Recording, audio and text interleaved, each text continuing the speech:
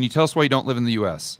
Well, so I retired in 2012, and I didn't have I wasn't a billionaire or anything like that, but I had enough money saved to where if I just made like a 5 or 6% return, I wouldn't have to go back to work unless I wanted to. And that's actually when I got into real estate investing, as most of you know, and I was able to do pretty well there. And within I can't remember, maybe a year and a half, 2 years, something like that, I was able to build a big enough real estate portfolio where I had enough rental income, positive cash flow coming in to where it almost covered my bills. I'm like, this is fantastic. Now I can do nothing if I want. I can go back. I came to the conclusion that, hey, you know what? This is really cool because it buys me time to figure out the next thing that I want to do, if anything at all, because I'm not drawing down by my savings with my monthly expenses. So anyway, my point here is this allowed me to travel a lot. Now, I had traveled to several countries prior with a variety of different businesses that I had before retiring. And so at this time, I had been to probably at least 20 countries or so. But it allowed me to travel even more and determine if there was some place that I really enjoyed or maybe better investment opportunities for real estate. This is probably, I don't know, maybe 2013, maybe the end, something like that. And so I ended up going down to Ecuador. And then in 2014, I came to Colombia, to Medellin, for an investment opportunity because oil was cheap. I didn't know anything about oil, but I knew it was loosely tied, or peso was loosely tied to oil, knew about real estate. So I bought peso-denominated real estate thinking, okay, I can force equity there, and that'll be my buffer. That'll be my hedge. I can have some positive cash flow. And then assuming oil does go up and the peso appreciates with it, then I'll kind of be the double whammy. That's how I'll express that bet with a little bit of a hedge. And the more time I spent in Medellin, the more I liked it.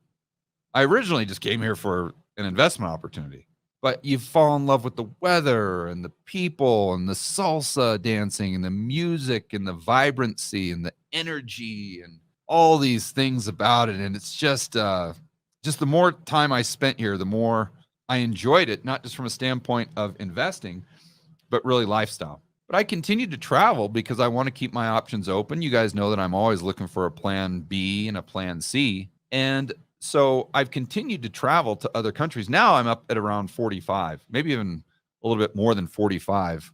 And I've gone to pretty much the nicest countries that, what I think would be the nicest countries to go to, and potentially a place to, spend some time. And I cannot find a place anywhere, not the Middle East, not Asia, not South America, not North America, not Europe, nowhere. I cannot find a place that I like better than Medellin. So the story really isn't just about why I don't live in the States. It's really more so, why do I live in Medellin?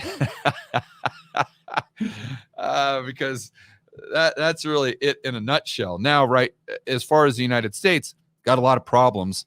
And if I did live in the States, I would want to live in Florida or Texas for obvious reasons. But that's, I guess, why I live in Medellin. I guess hopefully that answers why I don't live in the States. Although that said, even if I'd never been to Medellin, I'm just thinking this through out loud.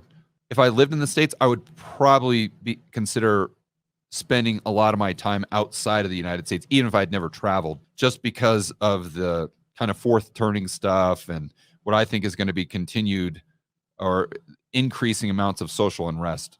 Oh, and by the way, one thing I'm really concerned with is being unbanked. I don't know if you guys heard that story I talked about on the Rebel Capitalist channel with Nigel Farage and how he was basically unbanked. And, I got to thinking about that. I'm like, okay, even if you figure out a way to navigate like a CBDC, you still are going to have a bank. If you're a normal person, you're still going to have a bank account just to get paid from your employer. And, it's very unlikely that you can find an employer within the next, 3 or 4 years prior to a CBDC coming out that's going to be willing to pay you under the table or pay you in gold or pay you in Bitcoin or something like that. So assuming that you can't find an employer like that, you have to have a bank account. It's just, it's part of being in today's society, especially in the West, in the developed economies. So I got to thinking, what would I do? And the answer is you've got to be diversified with your bank accounts. You got to. There has never been a point in history where it's more important to have bank accounts outside of the United States, assuming you're an American citizen, than right now, in my opinion. I think I had this question on the Rebel Capitalist Pro live stream last weekend, and they were saying, you know what, I'd say I would immediately set up an account in Dubai as an example, immediately. And then I just keep, you know, a small portion of money there, whatever you feel comfortable with. And then I'd set up a few other bank accounts. Even if you don't have residency there, Visa, forget that stuff. Just for heaven's sakes, diversify your political jurisdictions or your political risk. And so I think I know you didn't ask that question specifically, but I think that's something important, really important for people to start thinking about.